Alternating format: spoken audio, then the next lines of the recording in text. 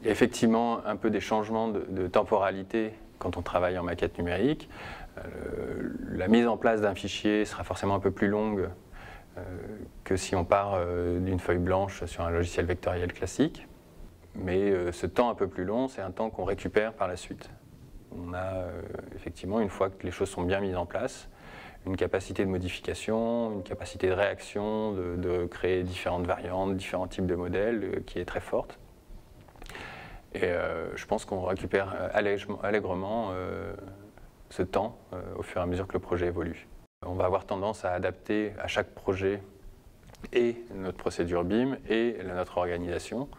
Si on a un projet constitué d'une série de petites maisons, on ne travaillera pas forcément de la même manière que si c'est un grand bâtiment. Si on travaille sur un bâtiment avec une façade très complexe, on va avoir tendance à séparer la façade des cloisonnements intérieurs afin de permettre à l'équipe qui travaille sur la façade d'avoir plus de liberté, moins d'interaction directe avec les autres.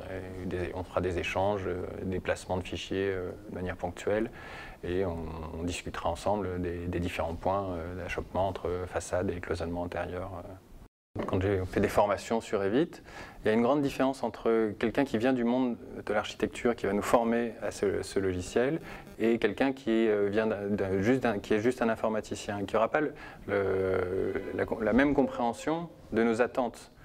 Effectivement, dessiner un mur, bon, il peut comprendre, tout le monde peut comprendre, mais le degré de liberté qu'on va souhaiter dans notre manière de dessiner ce mur, ça c'est peut-être quelque chose que quelqu'un qui a fait des études d'architecture est plus à même d'appréhender et de trouver des bonnes solutions pour l'architecte derrière.